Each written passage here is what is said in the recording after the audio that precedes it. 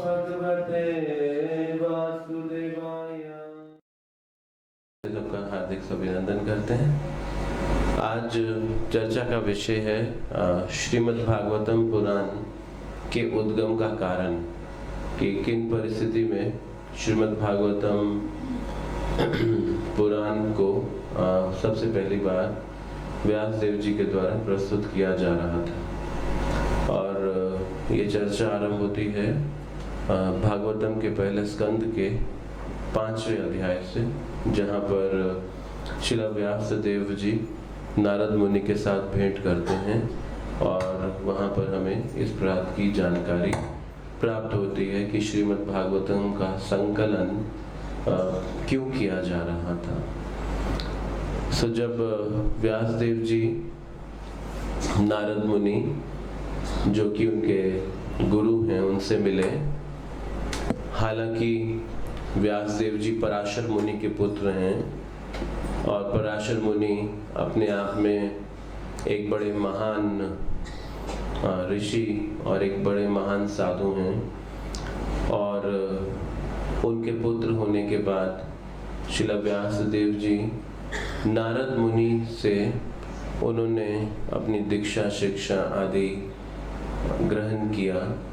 और जब वो नारद मुनि जी से भेंट करते हैं, मिलते हैं, तो नारद जी को एक आसन प्रदान करते हैं जहाँ पर नारद जी बैठ सकें। और नारद जी उस आसन को ग्रहण करने के उपरांत व्यास देव जी से प्रश्न करते हैं कि क्या आपका मन, क्या आपका देह सभी संतुष्ट तो है ना। तो व्यास देव जी वहाँ नारद मुनि जी के इन प्रश्नों के उत्तर में अपने मन की कठिनाइयों को नारद जी के समक्ष प्रस्तुत करते हैं। और नारद जी व्यास देव जी की इन कठिनाइयों को सुनने के उपरांत नारद जी कहते हैं कि आप पराशर मुनि जैसे महान व्यक्ति के संतान हैं, और ये कैसे हो सकता है कि पराशर मुनि जो कि इतने महान, इतने जो कि पारंगत संत हैं, और जो उनका पुत्र है और वो संतुष्ट ना हो। ये कैसे संभव है कि पराशर ऋषि का पुत्र जो है वो संतुष्ट ना हो। और क्योंकि नारद जी व्यास देव जी के जो महान पारिवारिक परंपरा है उसकी ओर संकेत कर रहे थे। और प्रभुपाद जी इस तात्पर्य में बहुत सुंदर बात कहते हैं। प्रभुपाद जी कहते हैं कि महान पारिवारिक परंपरा होना कोई अपने आप में गारंटी नहीं देता कि इससे आप संतुष्ट रहेंगे, कि आपने एक महान परिवार में जन्म ले लिया है, बस ये जन्म आपको संतुष्ट रखेगा। जैसे धृतराष्ट्र एक महान परिवार में जन्म लिए थे, लेकिन इसका अर्थ ये नहीं कि धृतराष्ट्र महान परिवार में जन्म लेने के कारण वो संतुष्ट थे। तो वो धृतराष्ट्र भी असंतुष्ट थे। और नारद जी हालांकि वो त्रिकालदर्शी हैं, तो भगवान के जो महान भक्त हैं वो भूत, वर्तमान, भविष्य को देख पाते हैं, क्योंकि ये शक्ति उनको भगवान के संपर्क के कारण प्राप्त होती है। तो जो भक्तों में विशेष अद्भुत शक्तियां पाई जाती हैं, जैसा कि वैदिक शास्त्र कहते हैं कि भगवान के भक्तों के अंदर देवी देवताओं के गुणों का वास रहता है। तो भगवान के भक्तों में देवी गुणों का वास क्यों रहता है? क्योंकि वो भगवान के संपर्क में है, इस कारण से। तो भगवान का जो संपर्क है वो भक्तों को महान वैभव और महान शक्तियां प्रदान करता है। तो नारद जी हालांकि वो सब जानते हैं, लेकिन एक भूमिका बन रही है आगे की चर्चा की। और नारद जी कहते हैं ये कैसे हो सकता है, पराशर का जो पुत्र है वो संतुष्ट नहीं हो, उसमें असंतोष का कारण कैसे आ सकता है। और प्रभुपाद इन तात्पर्यों में बहुत सुंदर पंक्तियां लिखते हुए कहते हैं कि जब तक कोई भी व्यक्ति आत्म साक्षात्कार के सिद्धांतों को नहीं समझेगा, वो कभी भी संतुष्ट नहीं रह सकता है। आत्म साक्षात्कार के सिद्धांतों को समझना ही हमको संतुष्ट रखता है।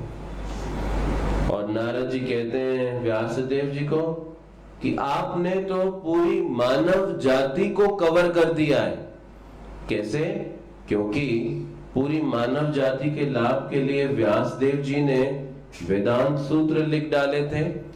तो जो लोग विद्वान थे और उन लोगों के लिए वेदांत सूत्रों की रचना की गई, और जो लोग पढ़े लिखे नहीं थे अधिक, उनको महाभारत की रचना की गई। क्योंकि महाभारत जो है उसमें कथाएं दी गई हैं, तो कथा समझनी आसान है बजाय कि वेदांत सूत्र समझने के लिए। तो एक दृष्टि से दोनों प्रकार के वर्ग के लिए व्यासदेव जी ने वैदिक साहित्य को प्रस्तुत कर दिया था, और नारद जी व्यासदेव जी के इस प्रकार के प्रस्तुतिकरण से बहुत अधिक जो है प्रसन्न थे, और वो इसकी प्रशंसा भी कर रहे थे कि आपने किसी को छोड़ा ही नहीं। आपने तो प्राय इस पूरी पृथ्वी पे जितना भी जनमानस है, जितने भी लोग हैं, उनके लिए पहले से ही व्यवस्था कर दी, और सभी कुछ तो आपने पहले से प्रस्तुत कर दिया। तो उस समय के अनुसार प्रभुपाद जी कहते हैं कि व्यास देव जी सबसे बड़े पृथ्वी के विद्वान हैं। उनसे बड़ा विद्वान पूरी पृथ्वी पे उनकी तुलना में कोई और नहीं हो सकता। और प्रभुपाद जी यहाँ प्रश्न उठाते हैं कि ये है इतने बड़े विद्वान की परिस्थिति। क्या परिस्थिति है वो इतने बड़े विद्वान की कि उसने इतना सब साहित्य लिखा, इतनी विद्वता है तभी इतना साहित्य की रचना की, और इतना सब साहित्य लिखने के बावजूद भी वो व्यक्ति संतुष्ट नहीं है। वो व्यक्ति ये अवलोकन कर रहा है, प्रश्न कर रहा है कि मेरे असंतोष का कारण क्या है। तो प्रभुपाद जी कहते हैं जब इतना बड़ा विद्वान व्यक्ति इतनी विद्वता के कार्य को करने के उपरांत संतुष्ट नहीं है, तो कौन संतुष्ट रह सकता है ऐसे कार्यों से।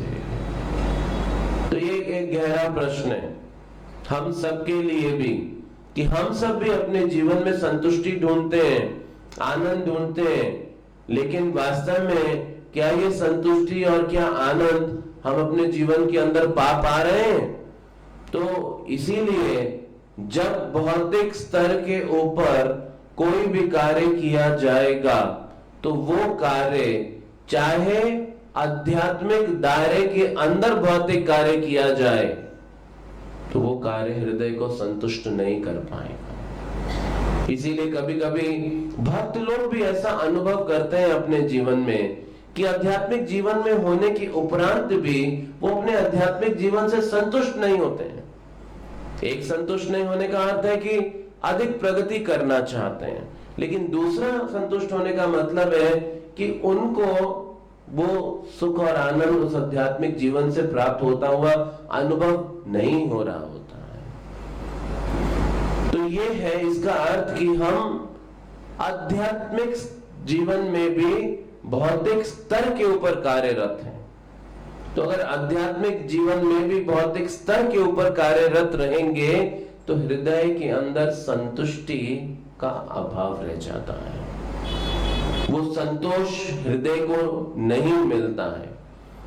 और इसीलिए व्यासदेव जी का ये जो उदाहरण है ये क्यों आता है भागवतम में, क्योंकि भागवतम में ऐसे ही किसी को भी किसी भी कथा को किसी भी घटना को ऐसे ही स्थान नहीं दे दिया गया है। जो कुछ भी भागवतम के अंदर आया है उसके पीछे एक बड़ी गहरी शिक्षा है।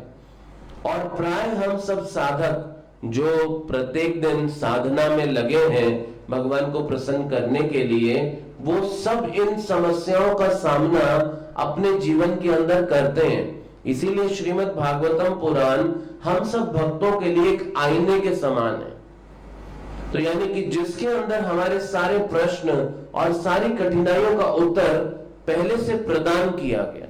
इसीलिए जो व्यक्ति श्रीमद् भागवतम को अपने जीवन में अंगीकार करता है, वो जानता है कि उसकी साधना भक्ति के हर अंग में जो कुछ हो रहा है उसका क्या कारण है और वो क्या गलत कर रहा है और उसको क्या सही अपने जीवन के अंदर करना है।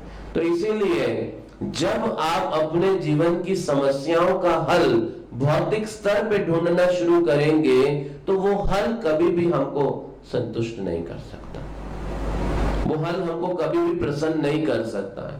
तो व्यासदेव जी की समस्या सिर्फ व्यासदेव जी की समस्या नहीं है, वो हम सब की समस्या है या उन सब की समस्या है जो अपने जीवन में संतुष्ट नहीं है। और इसीलिए आज शायद ही कोई बिरला ऐसा नजर आएगा आपको जो कह सके कि वो अपने जीवन से संतुष्ट है। तो व्यासदेव जी जो अनुभव कर रहे थे, हम सभी अपने जीवन के अंदर वही प्राय अनुभव कर रहे हैं। लेकिन हम में और व्यासदेव जी में एक मुख्य अंतर है जो उनके और हमारे जीवन में एक अंतर पैदा करता है। व्यासदेव जी में इतना साहस था कि वो अपनी समस्या को अपने गुरु के सामने प्रस्तुत कर पा रहे थे। अब ये देखना होगा, कहने के लिए बात बहुत आसान है, सुनने के लिए भी ये बात बहुत आसान है। आप बोलेंगे इसमें कौन सी बड़ी बात है कि वो अपनी कठिनाई को नारद जी के सामने प्रस्तुत कर रहे हैं, लेकिन विचार करके देखिए किस स्तर का व्यक्ति ये बात बोल रहा है,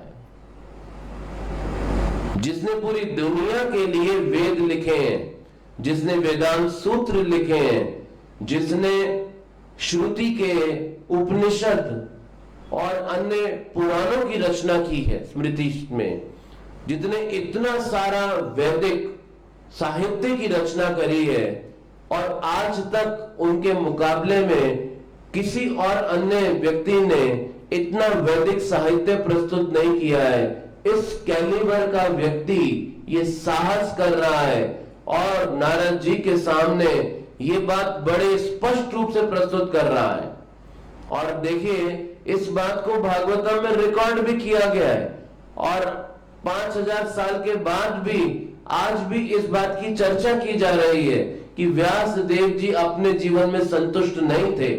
तो व्यासदेव जी कोई साधारण व्यक्ति नहीं है और जब उनके बारे में ये बात आ रही है और उनके अंदर इतना साहस है कि वो अपने गुरु के सामने इस अपनी चुनौती को, अपनी इस कठिनाई को स्पष्ट रूप से प्रस्तुत कर पा रहे हैं। लेकिन हम सबकी कठिनाई चाहे कॉमन है, हम भी संतुष्ट नहीं है, लेकिन हम में इतना साहस नहीं रहता कि हम स्वीकार कर सके कि हम संतुष्ट नहीं हैं। बस ये अंतर है। हम में ये साहस नहीं होता कि हम कह सके हाँ मैं भी इतने वर्षों से हरे कृष्णा जप करता हूं, मैं भी इतने वर्षों से ये भागवतम पढ़ता हूं, मैं भी इतने वर्षों से भक्तों का संग करता हूं, साधना भक्ति की विधि का पालन करता हूं, लेकिन मैं संतुष्ट नहीं हूं। ये साहस सरल नहीं है कि अपने जीवन की असफलता को स्वीकार करना।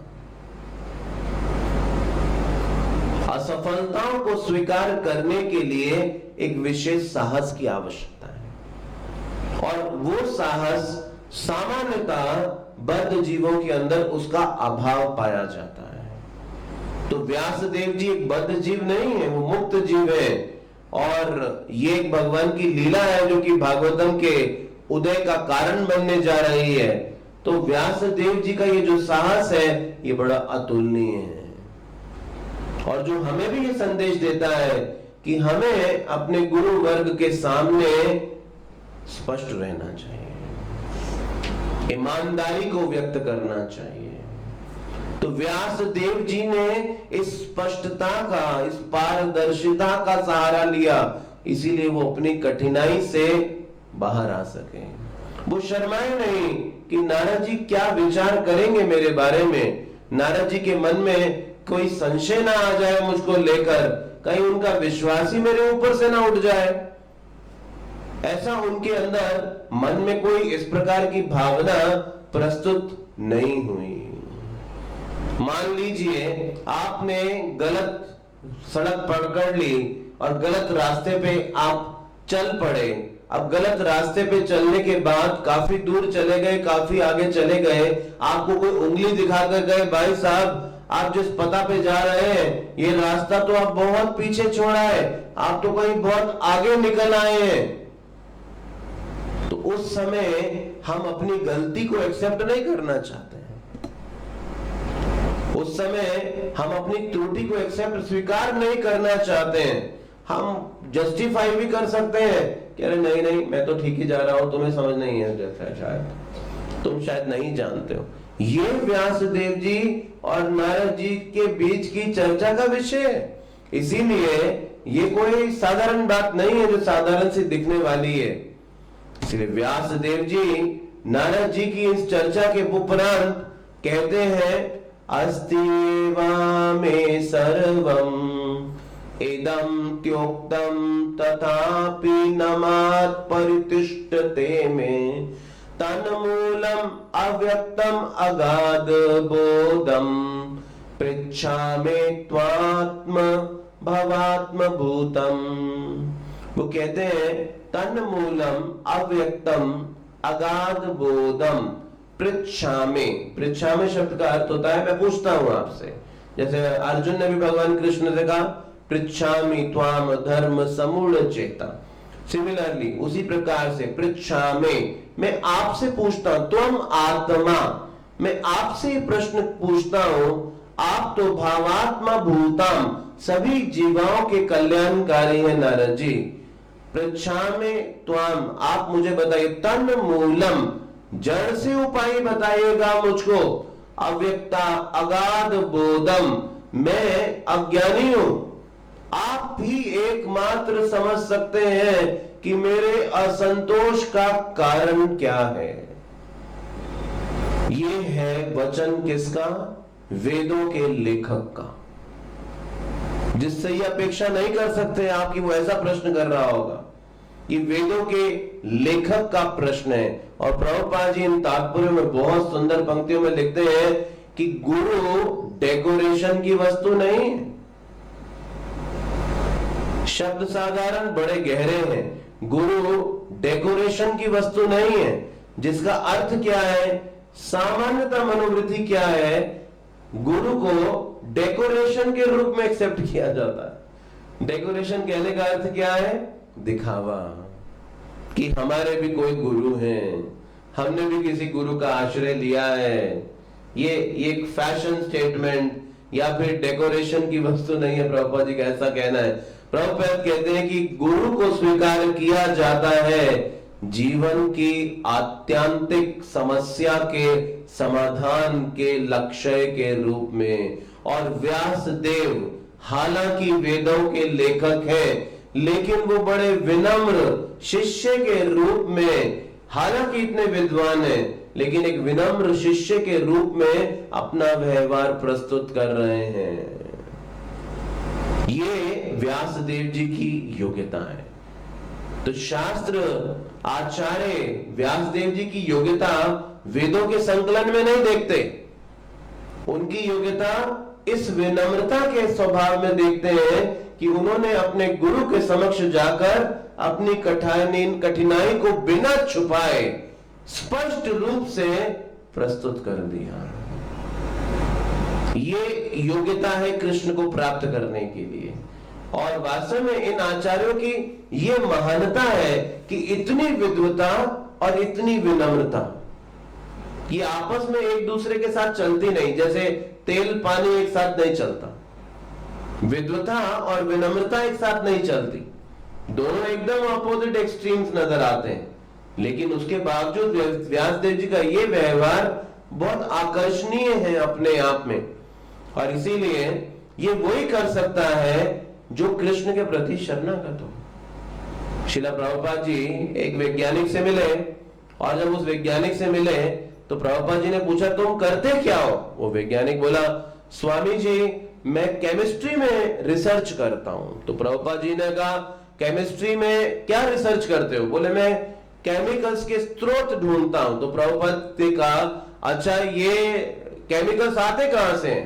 तो वो कहता है स्वामी जी ये सब केमिकल्स हमें इस पृथ्वी से मिलते हैं। प्रभुपाद कहते तुम चोर हो। वो साइंटिस्ट तो एकदम आंख उसका लाल हो गया, बोले मुझे चोर बोल रहे हैं स्वामी जी? बोले तुम चोर हो, तुम कृष्ण की संपत्ति लेके उस पर अपना लेबल लगा रहे हो। क्यों नहीं मानते? ये कहां से आए हैं? ये भगवान से आए हैं।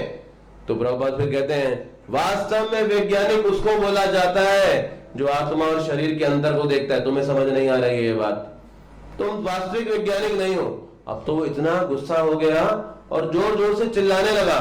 प्रभुपाद ने ऐसा इशारा किया, प्रभुपाद जी का अमेरिकी शिष्य 7.5 फुट का था, आ गया पीछे खड़ा हो गया और उसको पीछे खड़ा होकर देखने लगा। बोला ऐसा करके वो साइंटिस्ट को ऐसा बोला, वो चुप ही नहीं रहा, चिल्लाने लगा।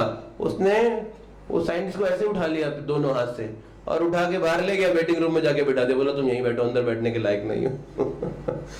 तो साधारणता विद्वता में ये विनम्रता नहीं पाई जाएगी कि हम अपना सर झुकाएं किसी के सामने। अब ये जो बड़े बड़े साइंटिस्ट लोग हैं, ये किसकी क्षमता, किसकी शक्ति पर रिसर्च कर रहे हैं? भगवान की। लेकिन भगवान के आगे सर नहीं झुकाना चाहते, भगवान को स्वीकार भी नहीं करना चाहते। इसीलिए बद्ध जीव का मतलब है वो जो अपनी गलती कभी स्वीकार ही नहीं करना चाहता। यही बद्ध जीव है कि बद्ध जीव अपनी मिस्टेक कभी एक्सेप्ट कर ही नहीं सकता। लेकिन व्यासदेव अपनी गलती एक्सेप्ट कर रहे हैं, ये उन्हें बद्ध जीवों से अलग श्रेणी में लाके खड़ा कर देता है। ये वही कर सकता है जो मिथ्या अहंकार से मुक्त होगा। पृच्छामि त्वाम, मैं आपसे पूछता हूं। जैसे अर्जुन ने कृष्ण से कहा मैं आपसे पूछता हूं। एक बार एक भक्त एक गुरुजी के पास गए और कहने लगे मैं आपसे दीक्षा ग्रहण करना चाहता हूं, तो आप मुझे अपने शिष्य के रूप में स्वीकार कीजिए। तो गुरुजी ने बोला अच्छा ठीक है, आओ तुम्हें एक परीक्षा देनी पड़ेगी। और ले गए उसे नदी के किनारे और उसका बाल पकड़ा सर का, और बाल पकड़ के उसे नदी में डुबो दिया। और वो तो छटपटाने लगा, हाथ पैर मारने लगा, सांस के लिए हांफने लगा। उसको नहीं सांस नहीं आ रही, कुछ नहीं आ रहा, हाथ पैर मारे जा रहा है, मारा जा रहा है और कितना परेशानी हो रही है। और कुछ क्षणों तक उसको पानी में डुबो के रखा और बस कुछ देर के लिए सांस लेने के लिए उसको ऊपर उठाया, थोड़ा सांस लिया और फिर डुबो दिया। फिर छटपटाया वो और कुछ देर उपरांत जब उसको बाहर निकाला तो बोला गुरुजी ने जब तुम पानी के अंदर थे तो तुम्हें सबसे ज्यादा आवश्यकता उस पल किस बात की लग रही थी? वो कहता है गुरुजी उस समय बस लग रहा था कहीं से सांस आ जाए, कैसा भी करके श्वास आ जाए, कुछ भी करके सांस आ जाए, कैसा भी कर कर। तो गुरुजी कहते हैं जब ऐसी इच्छा हो जाए ना भगवान को पाने के लिए तभी आना दीक्षा लेने के लिए। जब ऐसी इच्छा हो जाए भगवान को पाने के लिए तब आ जाना, अन्यथा अभी तुम थोड़ा और अभ्यास करो अपने जीवन के अंदर। तो अब आप सोच के देखिए ये वैदिक शास्त्रों के संकलन करता है व्यासदेव जी, और उन्होंने भी अपने जीवन में गुरु स्वीकार किया हुआ है। ये व्यासदेव जी हैं और व्यासदेव जी के भी गुरु हैं। अगर व्यासदेव जी जैसा व्यक्ति एक गुरु का आश्रय लिया है तो हम लोगों को क्या करना चाहिए? ये अपने आप में एक और प्रश्न हम सबके लिए खड़ा कर देता है। इसीलिए अब वो व्यासदेव जी जैसा विद्वान, नारद जी ने तो बहुत कम शास्त्रों की रचना की, नारद भक्ति सूत्रा, नारद पंचतंत्र, बहुत कम ग्रंथों की रचना की उन्होंने। और व्यासदेव जी जैसा शिष्य जो कि जाना क्या जाता है, वैदिक साहित्य के उद्गम स्रोत के रूप में जाना जाता है। अब वो व्यासदेव जी जैसा विद्वान व्यक्ति नारद जी से प्रश्न पूछते हुए क्या कहते हैं? कहते हैं नारद जी आप मेरे प्रश्नों का उत्तर देने का पूर्ण सामर्थ्य रखते हैं, क्योंकि आप कृष्ण के संपर्क में हैं। ये बड़ी महत्वपूर्ण बात है कि ये आवश्यक नहीं कि जो व्यक्ति बड़ा कार्य करे वो ही सिर्फ कृष्ण के संपर्क में है। नारद जी एक साधु हैं पूर्णतः। नारद जी कोई ऐसा नहीं जाने जाते कि उन्होंने लाखों करोड़ों शिष्य बना दिए, बड़े बड़े मंदिरों का निर्माण कर दिया, बड़े बड़े ग्रंथों का निर्माण कर दिया। इस नाम से नारद जी नहीं जाने जाते। नारद जी अपनी शरणागति, अपनी भक्ति की भावना, इस बात से जाने जाते हैं। नारद जी भगवान के प्रति अपने विशुद्ध प्रेम की बात से जाने जाते हैं। और व्यासदेव जी क्या कहते हैं, मैंने तो सिर्फ शास्त्र लिखे हैं, लेकिन आप उन शास्त्र वाणियों के शब्दों के स्रोत परम भगवान कृष्ण के संपर्क में हैं। और प्रभुपाद जी कहते हैं ये है दृष्टिकोण व्यासदेव जी का। वो जानते हैं कौन उनकी समस्या का समाधान कर सकता है। इसलिए प्रभुपाद कहते हैं जैसे डॉक्टर एक्सरे देखता है शरीर का और बताता है, हमको ऐसा लगता है एक्सरे देख के अरे सब कुछ तो ठीक है, लेकिन डॉक्टर उस ठीक में से भी इंडिकेट करता है, देखो ये देख रहे हो, ये यहाँ पे तुमको स्लिप डिस्क हो गया है, ये देख रहे हो यहाँ पर कठिनाई आ गया तुमको। हमें पता भी नहीं चलता और डॉक्टर के पास वो दृष्टिकोण है, वो एकदम बताता है। उसी प्रकार से क्योंकि गुरु कृष्ण के साथ संपर्क में है, इसीलिए वो हमारी समस्या को भली भांति वहीं पर बता देते हैं कि देखो ये है तुम्हारी कठिनाई का कारण, इस कारण से तुम कठिनाई में हो। तो एक आध्यात्मिक व्यक्ति ही हमारी जीवन की इन समस्याओं का समाधान हमको प्रस्तुत कर सकता है। और व्यासदेव जी कह रहे हैं आप बताइए मैं गलत कहां हूं। कौन बोलेगा कि मेरे को गलती बताइए? लोग क्या बोलेंगे हम कि मेरी अच्छाई बताइए कि मैं कहां अच्छा हूं। अभी आजकल का संस्कृति कैसा है, लोग कहते हैं हमारे बारे में फीडबैक दीजिए, है ना। तो अभी कहीं आप प्रोफेशनल जगह पे जाएंगे तो वहां पर कभी जो वक्ता लोग होते हैं तो वक्ता भी देने के बाद वो फीडबैक फॉर्म सर्कुलेट करते हैं कि फीडबैक दीजिए, कैसा आपको प्रस्तुतिकरण लगा, कोई उसमें कुछ कमी तो नहीं लगा, कुछ आप इंप्रूवमेंट चाहते हैं तो लिख कर बताइए, फीडबैक बताइए। तो उसमें वो अपनी बुराइयां नहीं सुनना चाहते उस फीडबैक फॉर्म के अंदर, वो अपनी अच्छाई सुनने की अपेक्षा से ऐसा प्रस्तुत कर रहे होते हैं। लेकिन व्यासदेव जी क्या कह रहे हैं, मुझे बताइए मैं गलत कहां हूं। तो अपनी गलतियों को सुनने का साहस हर एक में नहीं है। हर एक में अपनी गलती सुनने का साहस नहीं होता है, ये संभव नहीं है। शिला प्रभुपाद जी के पास एक बार उनके एक शिष्य आए और कहते हैं प्रभुपाद जी जब गुरु शिष्य से नाराज होता है तो शिष्य को क्या सोचना चाहिए ऐसे समय में? तो प्रभुपाद जी कहते हैं शिष्य को ऐसे समय में सोचना चाहिए कि मैं पूरी पृथ्वी में सबसे ज्यादा भाग्यशाली हूं, मैं पूरी पृथ्वी में सबसे ज्यादा भाग्यशाली हूं। बोला प्रभुपाद जी कैसे ये हो सकता है कि मैं पृथ्वी में भाग्यशाली हूं अगर गुरु नाराज होते हैं? तो प्रभुपाद जी कहते हैं देखो लाखों लाखों करोड़ों रोगों में से किसी एक के पास प्रामाणिक गुरु है, और अगर वो प्रामाणिक गुरु कभी अपने किसी शिष्य से नाराजगी प्रकट करे तो ये एक बड़े सौभाग्य की बात है कि गुरु उस शिष्य के बारे में चिंतित है, तभी तो नाराजगी प्रकट कर रहा है ना। अभी आप किसी के लिए चिंतित नहीं तो उससे नाराजगी थोड़ी प्रकट करेंगे। राह चलता व्यक्ति कुछ गलती करता है तो आप नाराजगी प्रकट करेंगे अपनी? नहीं प्रकट करेंगे। आपको उससे क्या लेना देना? आप अपने बच्चे से अपनी नाराजगी प्रकट करेंगे क्योंकि आप उसके लिए चिंतित हैं। तो प्रभुपाद कहते हैं कि ऐसे समय में शिष्य को सोचना चाहिए I am the most fortunate on the whole planet, मैं सबसे ज्यादा भाग्यशाली हूं कि मेरी चिंता भगवान के एक शुद्ध भक्त को है। ये एक सबसे बड़े भाग्य की बात है। जैसे एक कथा आती है वो मटके में और मटके के ढक्कन में। तो मटके के पे ढक्कन रहता है ना, पानी डालते हैं मटके में तो उसमें ढक्कन रखते हैं, कुछ मिट्टी आदि कुछ गिर ना जाए। तो मटके और मटके के ढक्कन में, तो मटके का ढक्कन मटके से बोलता है मटका पूरी गर्मी तूने सबको पानी पिलाया है। पूरी घर में तूने कितने कितने बर्तन आए, कभी ग्लास आया, कभी बॉटल आया, कभी कटोरी आया, कभी कुछ आया, तूने सबको पानी दिया और मुझको नहीं पानी दिया तूने।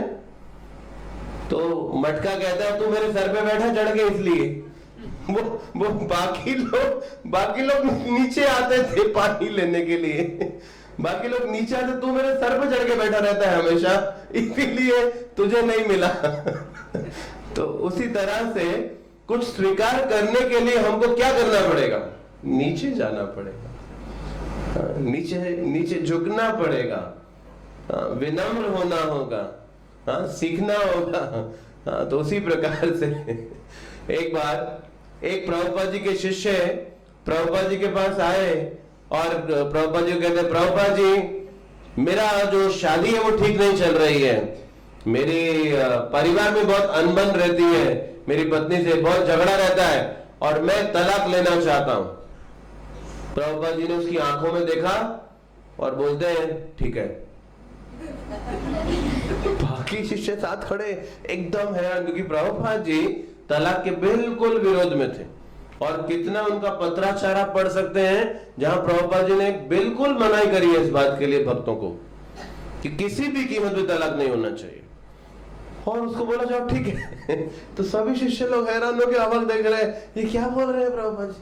तो जब वो चला गया तो प्रभुपाद जी से पूछा, प्रभुपाद जी आपने कैसे अनुमति दे दी उसको, आपने कैसा अनुमति दे दिया? प्रभुपाद कहते हैं देखो वो मेरे से पूछने नहीं आया था, वो मुझको बताने आया था। तो जब बताने आएगा तो मेरा क्या अधिकार है उसको कुछ कहने के लिए? मुझे स्वीकार करना पड़ेगा। अगर वो पूछने आता तो फिर मैं अपना मत प्रकट करता। वो निर्णय लेकर आया था मुझको बताने कि मैं ऐसा करने जा रहा हूं, तो मेरे पास चुनाव ही क्या है?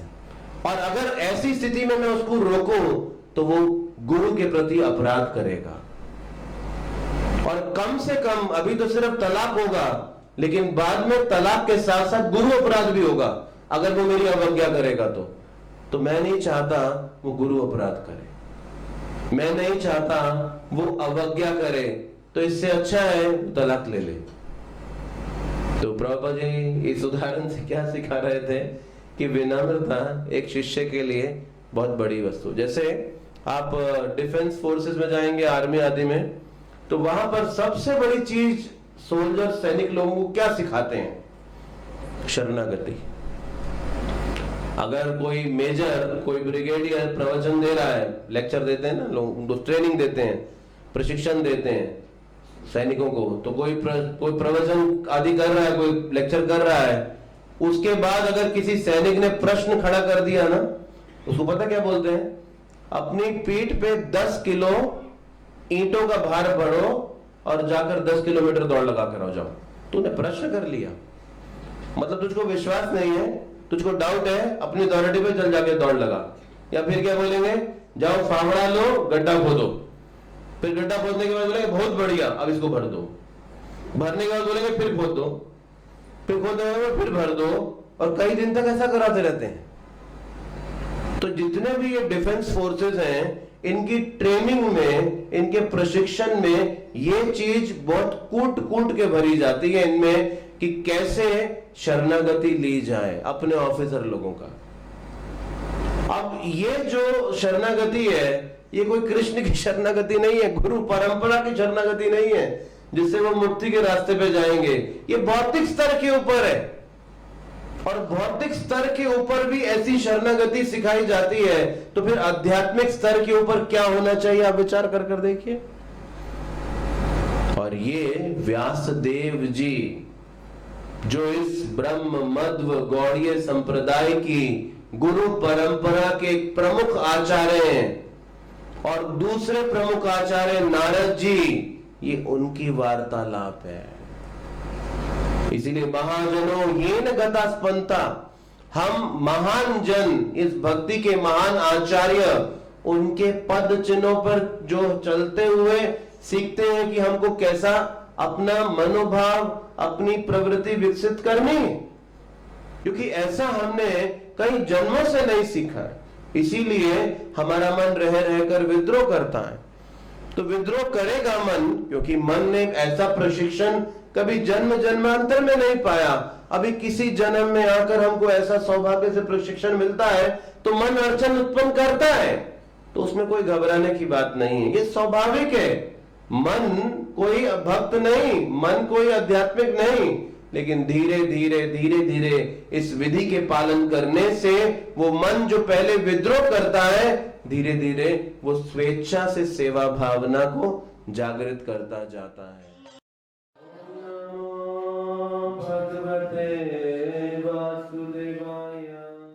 व्यासदेव हालांकि वेदों के लेखक हैं, लेकिन वो बड़े विनम्र शिष्य के रूप में, हालांकि इतने विद्वान हैं, लेकिन एक विनम्र शिष्य के रूप में अपना व्यवहार प्रस्तुत कर रहे हैं। ये व्यासदेव जी की योग्यता है। तो शास्त्र आचार्य व्यासदेव जी की योग्यता वेदों के संकलन में नहीं देखते, उनकी योग्यता इस विनम्रता के स्वभाव में देखते हैं कि उन्होंने अपने गुरु के समक्ष जाकर अपनी कठिनाई को बिना छुपाए स्पष्ट रूप से प्रस्तुत कर दिया। ये योग्यता है कृष्ण को प्राप्त करने के लिए। और वास्तव में इन आचार्यों की ये महानता है कि इतनी विद्वता और इतनी विनम्रता, ये आपस में एक दूसरे के साथ चलती नहीं, जैसे तेल पानी एक साथ नहीं चलता। विद्वता और विनम्रता एक साथ नहीं चलती, दोनों एकदम अपोजिट एक्सट्रीम्स नजर आते हैं। लेकिन उसके बावजूद व्यासदेव जी का ये व्यवहार बहुत आकर्षणीय है अपने आप में, और इसीलिए ये वही कर सकता है जो कृष्ण के प्रति शरणागत हो। श्रील प्रभुपाद जी एक वैज्ञानिक से मिले, और जब उस वैज्ञानिक से मिले तो प्रभुपाद जी ने पूछा तुम करते क्या हो? वो वैज्ञानिक बोला स्वामी जी मैं केमिस्ट्री में रिसर्च करता हूं। तो प्रभुपाद जी ने कहा केमिस्ट्री में क्या रिसर्च करते हो? बोले मैं केमिकल्स के स्रोत ढूंढता हूं। तो प्रभुपाद ने कहा अच्छा ये केमिकल्स आते कहां से? तो वो कहता है स्वामी जी ये सब केमिकल्स हमें इस पृथ्वी से मिलते हैं। प्रभुपाद कहते तुम चोर हो। वो साइंटिस्ट तो एकदम आंख उसका लाल हो गया, बोले मुझे चोर बोल रहे हैं स्वामी जी? बोले तुम चोर हो, तुम कृष्ण की संपत्ति लेके उस पर अपना लेबल लगा रहे हो। क्यों नहीं मानते? ये कहां से आए हैं? ये भगवान से आए हैं। तो प्रभुपाद फिर कहते हैं वास्तव में वैज्ञानिक उसको बोला जाता है जो आत्मा और शरीर के अंदर को देखता है। तुम्हें समझ नहीं आ रही है ये बात, तुम वास्तविक वैज्ञानिक नहीं हो। अब तो वो इतना गुस्सा हो गया और जोर जोर से चिल्लाने लगा। प्रभुपाद ने ऐसा इशारा किया, प्रभुपाद जी का अमेरिकी शिष्य 7.5 फुट का था, आ गया पीछे खड़ा हो गया और उसको पीछे खड़ा होकर देखने लगा। बोला ऐसा करके वो साइंटिस्ट को ऐसा बोला, वो चुप ही नहीं रहा, चिल्लाने लगा। उसने वो साइंटिस्ट को ऐसे उठा लिया दोनों हाथ से और उठा के बाहर ले गया, वेटिंग रूम में जाके बैठा दिया। बोला तुम यहीं बैठो, अंदर बैठने के लायक नहीं हो। तो साधारणता विद्वता में ये विनम्रता नहीं पाई जाएगी कि हम अपना सर झुकाएं किसी के सामने। अभी ये जो बड़े बड़े साइंटिस्ट लोग हैं, ये किसकी क्षमता किसकी शक्ति पर रिसर्च कर रहे हैं? भगवान की। लेकिन भगवान के आगे सर नहीं झुकाना चाहते, भगवान को स्वीकार भी नहीं करना चाहते हैं। इसीलिए बद्ध जीव का मतलब है वो जो अपनी गलती कभी स्वीकार ही नहीं करना चाहता। यही बद्ध जीव है कि बद्ध जीव अपनी मिस्टेक कभी एक्सेप्ट कर ही नहीं सकता। लेकिन व्यासदेव अपनी गलती एक्सेप्ट कर रहे हैं, ये उन्हें बद्ध जीवों से अलग श्रेणी में लाके खड़ा कर देता है। ये वही कर सकता है जो मिथ्या अहंकार से मुक्त होगा। पृच्छामि त्वाम, मैं आपसे पूछता हूं। जैसे अर्जुन ने कृष्ण से कहा मैं आपसे पूछता हूं। एक बार एक भक्त एक गुरुजी के पास गए और कहने लगे मैं आपसे दीक्षा ग्रहण करना चाहता हूं, तो आप मुझे अपने शिष्य के रूप में स्वीकार कीजिए। तो गुरुजी ने बोला अच्छा ठीक है, आओ तुम्हें एक परीक्षा देनी पड़ेगी। और ले गए उसे नदी के किनारे और उसका बाल पकड़ा सर का, और बाल पकड़ के उसे नदी में डुबो दिया। और वो तो छटपटाने लगा, हाथ पैर मारने लगा, सांस के लिए हांफने लगा, उसको नहीं सांस नहीं आ रही, कुछ नहीं आ रहा, हाथ पैर मारे जा रहा है, मारा जा रहा है और कितना परेशानी हो रही है। और कुछ क्षणों तक उसको पानी में डुबो के रखा और बस कुछ देर के लिए सांस लेने के लिए उसको ऊपर उठाया, थोड़ा सांस लिया और फिर डुबो दिया, फिर छटपटाया हो। और कुछ देर उपरांत जब उसको बाहर निकाला तो बोला गुरुजी ने, जब तुम पानी के अंदर थे तो तुम्हें सबसे ज्यादा आवश्यकता उस पल किस बात की लग रही थी? वो कहता है गुरुजी, उस समय बस लग रहा था कहीं से सांस आ जाए, कैसा भी करके श्वास आ जाए, कुछ भी करके सांस आ जाए, कैसा भी कर कर। तो गुरुजी कहते हैं जब ऐसी इच्छा हो जाए ना भगवान को पाने के लिए, तभी आना दीक्षा लेने के लिए।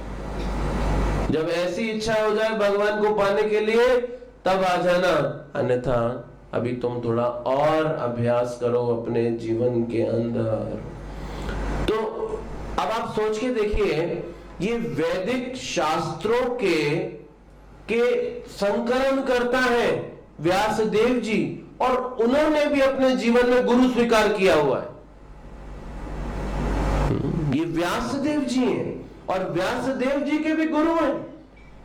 अगर व्यासदेव जी जैसा व्यक्ति एक गुरु का आश्रय लिया है तो हम लोगों को क्या करना चाहिए? ये अपने आप में एक और प्रश्न हम सबके लिए खड़ा कर देता है। इसीलिए अब वो व्यासदेव जी जैसा विद्वान, नारद जी ने तो बहुत कम शास्त्रों की रचना की, नारद भक्ति सूत्रा, नारद पंचतंत्रा, बहुत कम ग्रंथों की रचना की उन्होंने। और व्यासदेव जी जैसा शिष्य जो कि जाना क्या जाता है, वैदिक साहित्य के उद्गम स्रोत के रूप में जाना जाता है।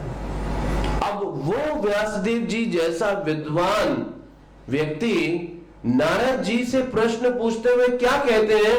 कहते हैं नारद जी, आप मेरे प्रश्नों का उत्तर देने का पूर्ण सामर्थ्य रखते हैं क्योंकि आप कृष्ण के संपर्क में हैं। ये बड़ी महत्वपूर्ण बात है कि ये आवश्यक नहीं कि जो व्यक्ति बड़ा कार्य करे वो ही सिर्फ कृष्ण के संपर्क में है। नारद जी एक साधु हैं पूर्णतः। नारद जी कोई ऐसा नहीं जाने जाते कि उन्होंने लाखों करोड़ों शिष्य बना दिए, बड़े बड़े मंदिरों का निर्माण कर दिया, बड़े बड़े ग्रंथों का निर्माण कर दिया। इस नाम से नारद जी नहीं जाने जाते। नारद जी अपनी शरणागति, अपनी भक्ति की भावना, इस बात से जाने जाते हैं। नारद जी भगवान के प्रति अपने विशुद्ध प्रेम की बात से जाने जाते हैं। और व्यासदेव जी क्या कहते हैं? मैंने तो सिर्फ शास्त्र लिखे हैं, लेकिन आप उन शास्त्र वाणियों के शब्दों के स्रोत परम भगवान कृष्ण के संपर्क में है। और प्रभुपाद जी कहते हैं ये है दृष्टिकोण व्यासदेव जी का। वो जानते हैं कौन उनकी समस्या का समाधान कर सकता है।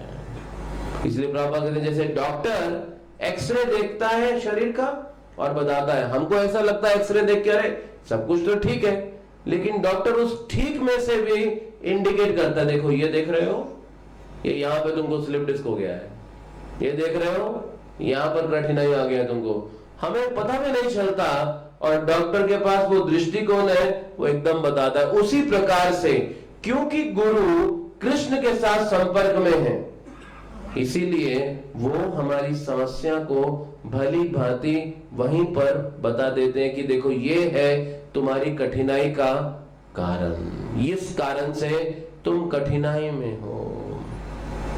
तो एक आध्यात्मिक व्यक्ति ही हमारी जीवन की इन समस्याओं का समाधान हमको प्रस्तुत कर सकता है। और व्यासदेव जी कह रहे हैं आप बताइए मैं गलत कहां हूं।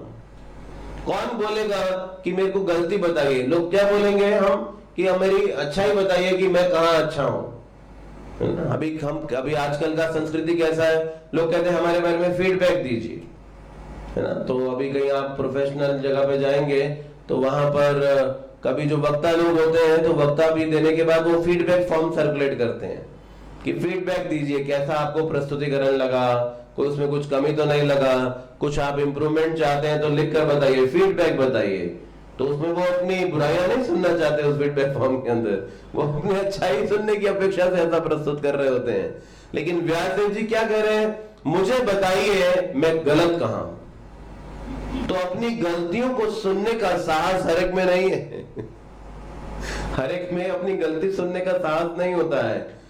ये संभव नहीं है। शिला प्रभुपाद जी के पास एक बार उनके एक शिष्य आए और कहते हैं, प्रभुपाद जी, जब गुरु शिष्य से नाराज होता है तो शिष्य को क्या सोचना चाहिए ऐसे समय में? तो प्रभुपाद जी कहते हैं, शिष्य को ऐसे समय में सोचना चाहिए कि मैं पूरी पृथ्वी में सबसे ज्यादा भाग्यशाली हूं, मैं पूरी पृथ्वी में सबसे ज्यादा भाग्यशाली हूं। बोला, प्रभुपाद जी कैसे ये हो सकता है कि मैं पृथ्वी में भाग्यशाली हूं अगर गुरु नाराज होते हैं? तो प्रभुपाद जी कहते हैं, देखो, लाखों लाखों करोड़ों रोगों में से किसी एक के पास प्रामाणिक गुरु है, और अगर वो प्रामाणिक गुरु कभी अपने किसी शिष्य से नाराजगी प्रकट करे तो ये एक बड़े सौभाग्य की बात है कि गुरु उस शिष्य के बारे में चिंतित है, तभी तो नाराजगी प्रकट कर रहा है ना। अभी आप किसी के लिए चिंतित नहीं तो उससे नाराजगी थोड़ी प्रकट करेंगे। राह चलता व्यक्ति कुछ गलती करता है तो आप नाराजगी प्रकट करेंगे अपनी?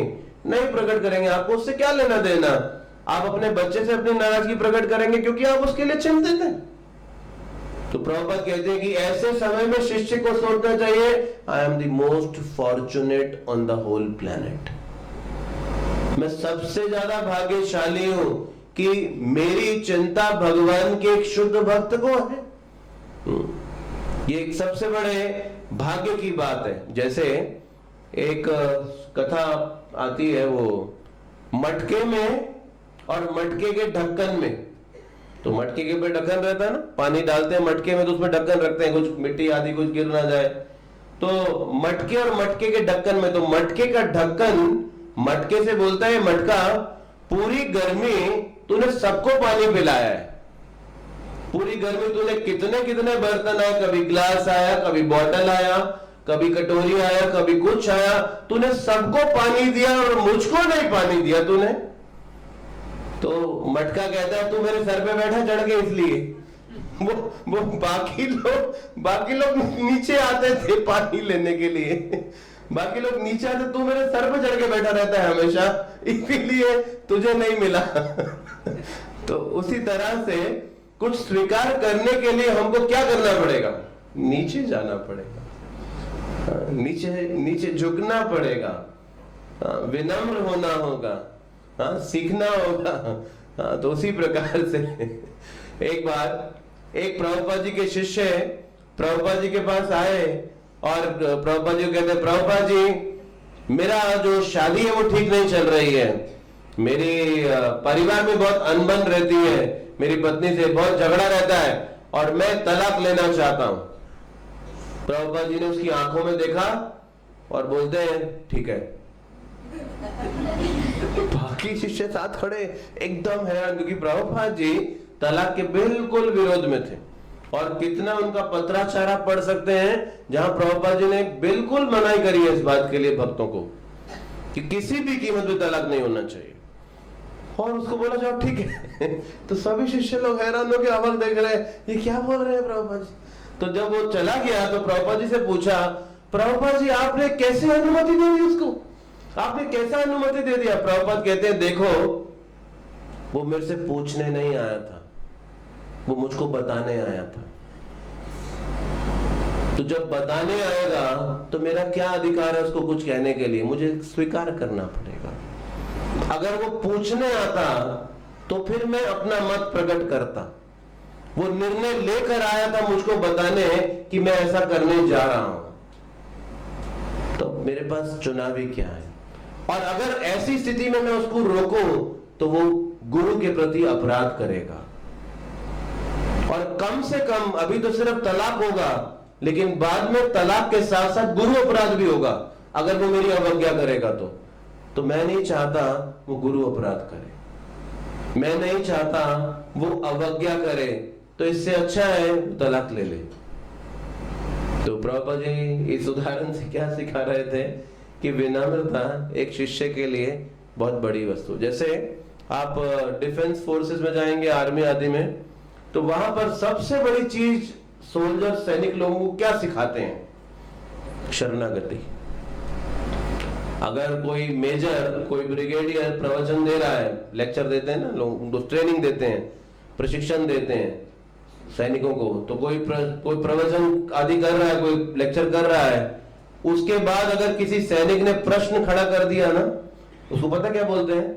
अपनी पीठ पे 10 किलो ईंटों का भार भरो और जाकर 10 किलोमीटर दौड़ लगा कर आ जाओ। तूने प्रश्न कर लिया, मतलब तुझको विश्वास नहीं है, तुझको डाउट है, अपनी अथॉरिटी पे चल जाके दौड़ लगा। या फिर क्या बोलेंगे? जाओ फावड़ा लो, गड्ढा खोदो। फिर गड्ढा खोदने के बाद बोलेंगे बहुत बढ़िया, अब इसको भर दो। भरने के बाद बोलेंगे फिर खोद दो, फिर खोदने के बाद फिर भर दो, और कई दिन तक ऐसा कराते रहते हैं। तो जितने भी ये डिफेंस फोर्सेस हैं, इनकी ट्रेनिंग में, इनके प्रशिक्षण में ये चीज बहुत कूट कूट के भरी जाती है इनमें, कि कैसे शरणागति ली जाए अपने ऑफिसर लोगों का। अब ये जो शरणागति है, ये कोई कृष्ण की शरणागति नहीं है, गुरु परंपरा की शरणागति नहीं है जिससे वो मुक्ति के रास्ते पे जाएंगे। ये भौतिक स्तर के ऊपर है, और भौतिक स्तर के ऊपर भी ऐसी शरणागति सिखाई जाती है, तो फिर आध्यात्मिक स्तर के ऊपर क्या होना चाहिए? आप विचार कर कर देखिए। और ये व्यासदेव जी, जो इस ब्रह्म मध्व गौड़ीय संप्रदाय की गुरु परंपरा के एक प्रमुख आचार्य हैं, और दूसरे प्रमुख आचार्य नारद जी, ये उनकी वार्तालाप है। इसीलिए महाजनों येन गता स्पंता, हम महान जन, इस भक्ति के महान आचार्य, उनके पद चिन्हों पर जो चलते हुए सीखते हैं कि हमको कैसा अपना मनोभाव, अपनी प्रवृत्ति विकसित करनी है, क्योंकि ऐसा हमने कई जन्मों से नहीं सीखा है। इसीलिए हमारा मन रह रहकर विद्रोह करता है। तो विद्रोह करेगा मन, क्योंकि मन ने ऐसा प्रशिक्षण कभी जन्म जन्मांतर में नहीं पाया। अभी किसी जन्म में आकर हमको ऐसा सौभाग्य से प्रशिक्षण मिलता है, तो मन अड़चन उत्पन्न करता है। तो उसमें कोई घबराने की बात नहीं है, ये स्वाभाविक है। मन कोई भक्त नहीं, मन कोई आध्यात्मिक नहीं, लेकिन धीरे धीरे धीरे धीरे इस विधि के पालन करने से वो मन जो पहले विद्रोह करता है, धीरे धीरे वो स्वेच्छा से सेवा भावना को जागृत करता जाता है। श्रील प्रभुपाद जी वृंदावन में एक दिन प्रवचन कर रहे थे, और वृंदावन में एक सामान्य संस्कृति है, लोग ना, अगर कोई व्यासासन पे बैठा हो, कोई प्रवचन करता हो, तो उसके सामने कुछ ना कुछ आकर भेंट रख कर चले जाते हैं अपने आप। तो ऐसा थोड़ा ब्रज के लोगों के अंदर ऐसा भावना रहती है। तो प्रभुपाद जी जब प्रवचन कर रहे थे, तो कई लोग फल प्रभुपाद जी के सामने रखते जा रहे थे, और फलों का ढेर लग गया था प्रभुपाद जी के व्यासासन के सामने। तो उतनी देर में प्रवचन चल रहा है, और एक बंदर है ना, वृंदावन तो प्रमुख फेमस है बंदरों के लिए, और एक बंदर कहां से कूदता पाता छलांग लगा के आया, और प्रभुपाद जी के सामने जो फल पड़े थे उसमें से एक फल का गुच्छा उठाया और भाग गया लेकर। और प्रभुपाद जी प्रवचन देते देते देख रहे हैं क्या हुआ, बंदर आया, फल उठाया और भाग गया, छलांग लगा के कहीं दूर चला गया। और प्रभुपाद जी कहते हैं देखो पेट भरने में ये कितना निपुण है, कितनी निपुणता है इसकी पेट भरने में। हम सब बैठे हैं यहाँ पर, लेकिन जब इसका पेट भरने की बात आई तो इसे कोई नहीं रोक सकता। हम सब के सब यहाँ बैठे के बैठे रह गए, लेकिन पेट भरने की क्या विशेषता है इसके अंदर। एक बार और समय की बात है, प्रभुपाद जी अपने कमरे के बाद में बैठे थे, और जाली का दरवाजा, और उनके जूते बाहर पड़े, और एक बंदर, ये भी वृंदावन की घटना है, एक बंदर आया और प्रभुपाद जी का जूता उठाया और दीवार के ऊपर चढ़ के बैठ गया। अभी बंदर कुछ छीनते हैं तो क्या, क्यों छीनते हैं, कुछ खाने को चाहिए उनको। तो प्रभुपाद का जो असिस्टेंट था उसने देखा, अरे प्रभुपाद जी का जूता लेके दीवार पे चढ़ गया, वो पीछे भागा डंडी लेके उसके, और डंडी दिखाया तो बंदर ने ऐसा गुर्रा के दिखाया, वो तो डर ही गया एकदम। और प्रभुपाद भागता है, बोला प्रभुपाद ये तो बंदर है, ये तो बहुत शैतान है, डरा रहा है मुझे। प्रभुपाद कहते क्या तुमसे एक बंदर नहीं संभलता? तो प्रभुपाद जी बाहर आए और बोले जाओ केले लेकर आओ। तो अंदर से कुछ केले लेकर आए। प्रभुपाद कहते हैं देखो अभी ये व्यापार करेगा हमारे साथ, देखो ये बहुत एक्सपर्ट है, ये अभी ये बिजनेस करेगा हमारे साथ। तो प्रभुपाद जी ने एक केला उसे दिखाया, वो नीचे आया तो केला छीन लिया लेकिन जूता वापस नहीं करा। प्रभुपाद जी ने दूसरा केला दिया, दूसरा भी छीन लिया और जूता वापस नहीं करा। 5 केले ले गया ऐसे करके। प्रभुपाद कहते देखो कितना निपुण है बिजनेस के अंदर, 5 केला ले गया लेकिन अभी तक जूता नहीं दिया। अब उसका पेट भर गया बंदर का, 5 केले खा गए, उसे कुछ और चाहिए नहीं। अब उसने क्या किया, जूता चबाना शुरू कर दिया, जूता चबा के फेंक दिया नीचे। प्रभुपाद कहते देखो कितना एक्सपर्ट है ये, कि हम ले भी लिया केला और ट्रांजैक्शन भी पूरी नहीं होने दी इसने। हाँ, अभी इसने हमारा जूता भी वापस नहीं किया। तो प्रभुपाद जी कहते हैं देखो पूरा समाज शरीर की देखभाल करने में लगा, यहां तक कि बंदर भी शरीर का पालन कैसे करना है जानता है। इस बात के लिए उसको कोई शिक्षा देना नहीं पड़ता है कि शरीर का पालन कैसे किया जाए, शरीर का मेंटेनेंस कैसे किया जाए, एक बंदर भी जानता है। तो अगर पूरा समाज इस बात को जान जाए कि शरीर का मेंटेनेंस कैसे करना है, इसमें कौन सी बड़ी बात है। क्या मनुष्य जीवन सिर्फ इन बंदरों की तरह शरीर की मेंटेनेंस करने के लिए बना है? इसीलिए चाणक्य पंडित कहते हैं देखिए सिर्फ पक्षी के श्वेत रंग को देखकर आकर्षित ना हो जाइए। जैसे हंस श्वेत रंग का होता है और हंस के साथ साथ एक बगुला भी होता है। ये बगुला है ना, कहावत है ना, बगुला भगत बोलते हैं ऐसा। हाँ, तो बगुला भी जो होता है वो भी श्वेत रंग का होता है। लेकिन हंस के अंदर क्या विशेषता है कि वो दूध और पानी में भेद कर सकता है। लेकिन बगुला क्या, अभी वो ऐसा लगेगा एक टांग के ऊपर पानी में खड़ा, जैसे ध्यान लगाकर खड़ा योगी की तरह, ध्यान मुद्रा में। लेकिन देखता कहां है वो बगुला, वो मछली के ऊपर देखता है कि कब मछली आएगी और खा लेगा। तो उसी प्रकार से सिर्फ श्वेत रंग किसी का या एक्सटर्नल अपीयरेंस किसी का उसके हृदय के विषय को नहीं बखान करता है, हृदय की स्थिति की चर्चा नहीं कर देता है। और इसीलिए गुरु का आश्रय क्यों लिया जाता है कि गुरु आश्रय हमारे जीवन के अंदर हमको इस काले हृदय को स्वच्छ हंस के समान स्वच्छ करने की शिक्षा प्रदान करता है। उसकी स्वच्छता की शिक्षा हमको हमारे जीवन के अंदर प्रदान करता है। और ये व्यासदेव और नारद मुनि जी, गुरु और शिष्य का बड़ा महत्वपूर्ण संवाद चलता है। और नारद जी यहाँ पर कोई अवसर चूकते नहीं, और कोई अवसर चूके बगैर वो नारद जी व्यासदेव जी को कहते हो व्यासदेव जी आपने काम तो बहुत बड़ा बड़ा किया है और वो निश्चित रूप से प्रशंसनीय भी है, लेकिन बस एक ही कमी छोड़ दी आपने। और वो क्या कमी छोड़ दी? आपने इसके अंदर कृष्ण का गुणगान करना ही छोड़ दिया। बाकी सब कुछ आपने बहुत अच्छे से प्रस्तुत कर दिया है, सिर्फ कृष्ण के गुणगान की कमी को आप छोड़कर चले गए हैं। तो इतने शास्त्रों को लिखा आपने, सब कुछ लिखा, लेकिन नारद जी इसकी तुलना करते हुए कहते हैं ना यद वाचस चित्र पदम हरेर यशो। जब अगर आप हरेर यशो, हरि का यशोगान, परम भगवान का यशोगान नहीं करेंगे, जगत पवित्रम परगृणिता करिचित, वो जो हरि का यशोगान है जगत पवित्रम, पूरे जगत को पवित्र करने वाला है। तद्वायसम तीर्थम उशंति मानसा। और जो व्यक्ति के विषय बहुत छोटे हैं उनकी तुलना नारद जी कहते हैं वायसम तीर्थम, कौओं के तीर्थ स्थान के समान है। कौओं का तीर्थ स्थान कहां रहता है? कचरे का ढेर। तो वो कचरे के समान जो विषय है, ना यत्र हंसा निर्मंती उशिक कव्या, जो हंस जैसे भक्त जैसे हैं, जो कोई समझौता नहीं करते, कोई किसी प्रकार की गंदगी को स्वीकार नहीं करते, वो क्या करते हैं? यशो हरे, हरि के यशोगान के अंदर अपने जीवन को व्यतीत करते हैं। अभी देखिए जब हरि का यशोगान होता है तो हमारा सबसे पहला प्रतिक्रिया क्या रहता है? आंखें भारी हो जाती हैं। निद्रा देवी आके अपना प्रभाव हमारे ऊपर दिखा देता है।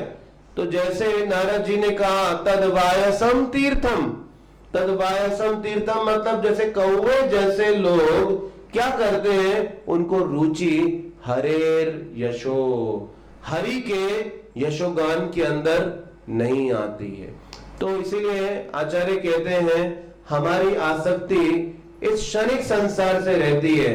अब ये क्षणिक संसार की जो आसक्ति है हमारी, ये हमारे लिए सबसे बड़ी कठिनाई क्या उत्पन्न करती है कि जब ये क्षणिक संस्कार अपनी क्षणिकता प्रदर्शन करता है, तब हमारा सारा अस्तित्व इसकी क्षणिकता के प्रभाव से हिल जाता है, वो हिल जाता है। एक बार की बात है, गिरिराज महाराज शिला प्रभुपाद जी के बड़े प्रसिद्ध शिष्य हैं, और वो बंबई में प्रभुपाद जी जब उनको अपने साथ लाए थे 70 में, वहां पर इस्कॉन का बंबई का प्रसिद्ध मंदिर, उसकी सेवा करते थे, लाइफ मेंबर जाकर बनाते थे। या उस समय एक मंदिर का एक पब्लिकेशन आता था, वो पब्लिकेशन के लिए, प्रकाशन के लिए उसमें एडवर्टीजमेंट इकट्ठा करते थे, या फिर कुछ किताबें बांटते थे, कुछ दान इकट्ठा करते थे। और एक दिन सुबह से शाम गिरिराज महाराज प्रयत्न करते रहे, एक भी उनको बुकिंग नहीं मिला, कोई लाइफ मेंबर नहीं बना, किसी ने किताब भी नहीं लिया, किसी ने दान भी नहीं दिया।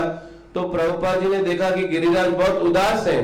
तो प्रभुपाद जी गिरिराज महाराज को देखकर बोले कि आज क्यों उदास हो तुम? उन्होंने बोला प्रभुपाद जी आज कोई भी मुझको सफलता नहीं हासिल हुई सेवा में। प्रभुपाद जी कहते हैं कि अगर तुम गंभीरता से बस कृष्ण के लिए प्रयत्न मात्र करते रहोगे तो कृष्ण संतुष्ट होंगे तुम्हारे प्रयत्न से, चाहे दूसरे ना भी हो तो कोई फर्क नहीं पड़ता, चाहे दूसरे संतुष्ट ना भी हो तो कोई फर्क नहीं पड़ता इस बात से। तो बस कृष्ण को संतुष्ट करने के लिए प्रयत्न करते रहना चाहिए। इसीलिए इसके तुरंत बाद नारद जी कहते हैं तद्वाग विसर्गो जनताग संप्लवो, ये जो कृष्ण की कथा का गुणगान है ये पूरे संसार में क्रांति ला सकता है, ये क्रांति ला सकता है। शृण्वन्ति गायन्ति गृह्णन्ति साधवा, तो भक्त को क्या करना चाहिए? इसको सुनना चाहिए, इसका गायन करना चाहिए, इसको अपने हृदय का कंठ का हार बना लेना चाहिए। और ऐसा सुनते ही व्यासदेव जी ध्यान की मुद्रा में चले गए, और ध्यान की मुद्रा में चले गए और वहां पर बद्रिकाश्रम में बैठ के वो परम भगवान से संपर्क स्थापित करने लगे। इसीलिए आप देखिए कोई भी आध्यात्मिक सफलता बिना भगवान के संपर्क के नहीं प्राप्त की जा सकती। हमारी भौतिक बुद्धि हमको बार बार ये कन्विंस करती है कि देखो तुम ऐसा तरीका अपनाओ तो भगवान की सेवा अच्छी होगी, ऐसा तरीका अपनाओ तो भगवान की सेवा अच्छी होगी। लेकिन जब तक परम भगवान का संपर्क ना हो कुछ भी अच्छा नहीं हो सकता, कुछ भी नहीं अच्छा हो सकता। तो वो परम भगवान अपना विस्तार जब परमात्मा के रूप में करते हैं, और जब तक आत्मा उन परमात्मा के साथ अपना संपर्क नहीं स्थापित करती, हम कुछ भी भगवान के लिए करें छोटा या बड़ा, उसमें कभी भी निपुणता नहीं आ पाएगी। अब प्रभुपाद जी हर चीज में निपुण थे क्योंकि उनका संपर्क था उस परमात्मा के साथ। वो संपर्क उनको वो बुद्धिमत्ता प्रदान कर रहा था कि कैसे कम समय में अधिक लोगों तक इस कृष्ण भावनामृत को पहुंचाया जाए। अधिकतर हम भक्त में देखता हूं इसी मामले में चूक जाते हैं। हम आध्यात्मिक शक्ति का मूल्यांकन कम आंक देते हैं और बौद्धिक शक्ति को अत्यधिक महत्व दे देते हैं। तो मटेरियल इंटेलिजेंस की ये समस्या एक बहुत बड़ी है। ये एक मटेरियल इंटेलिजेंस का अनर्थ है कि वो हमेशा वैल्यू एक मटेरियल एनर्जी को ही देगी, वो स्पिरिचुअल एनर्जी को वैल्यू नहीं दे पाती। तो इसीलिए भक्ति सरल है, लेकिन सरल होने के साथ साथ ये अत्यधिक शक्तिशाली भी है, अत्यधिक शक्तिशाली है इस भक्ति का प्रभाव। इसीलिए ये जो भागवतम का श्रवण और भागवतम का जो कीर्तन है, ये हमको गोलोक वृंदावन का दर्शन कराने की क्षमता अपने आप में रखता है। तो इसीलिए व्यासदेव जी और ये जो नारद जी की घटना है, ये बड़ी महत्वपूर्ण है। और नारद जी कहते हैं क्योंकि तुमने सिर्फ कर्मकांड की व्याख्या की है और जीव जो है पहले से ही इंद्रिय भोग के लिए इतना आकर्षित है, और तुमने तो अप्रत्यक्ष रूप से उनको और अधिक प्रेरणा दे दी कि इंद्रिय भोग के अंदर वो लगे रहे, तो ये है तुम्हारी कठिनाई का सबसे बड़ा कारण। तो तुम्हें क्या करना होगा? इस कठिनाई को दूर करने के लिए अब जितनी शक्ति से तुमने इस कर्मकांड की विवेचना की है, उससे अधिक शक्ति से परम भगवान का गुणगान लिखना शुरू करो, परम सत्य का गुणगान करना शुरू करो। और प्रभुपाद जी कहते हैं ये है वेदांत सूत्र के लेखक का उदाहरण। तो अगर वेदांत सूत्र का लेखक असंतुष्ट है तो वेदांत सूत्र का पाठक कैसे संतुष्ट होगा? वेदांत सूत्र को पढ़ के कोई कैसे संतुष्ट हो जाएगा जब लिखने वाला ही असंतुष्ट रह गया है? तो इसीलिए या सम्मोहितो जीवा आत्मना त्रिगुणात्मकम परो अपि मन्नते न अर्थम तत्कांचाधिपत्यते, कि ये भगवान की ये जो बहिरंगा शक्ति है जो जीवात्मा को 3 गुणों से बांध के रखती है, और जीव सोचता है कि इस शक्ति का दोहन करके वो इस संसार में सफलता को प्राप्त कर सकता है। तो इसीलिए व्यासदेव जी ने यहां निर्णय लिया कि स्वयं और दूसरों की संतुष्टि के लिए अब वो अधोक्षज परम भगवान के गुणगान की रचना करना का अभ्यास या प्रयास करने जा रहे थे। और व्यासदेव जी श्रीमद् भागवतम की यहाँ पर रचना करते हैं। तो ये श्रीमद् भागवतम का उद्गम है, और ये श्रीमद् भागवतम के उद्गम का मूल कारण बना व्यासदेव जी के जीवन का असंतोष। तो उसी प्रकार से हमारे जीवन का असंतोष भी इस भागवतम पुराण के शुभ वाक्यों से दूर किया जा सकता है। हरे कृष्णा कृष्ण कृष्ण हरे हरे, हरे राम राम राम हरे हरे। हरे कृष्ण कृष्ण कृष्ण हरे हरे, हरे राम राम राम हरे हरे। हरे कृष्ण कृष्ण कृष्ण हरे हरे, हरे राम राम राम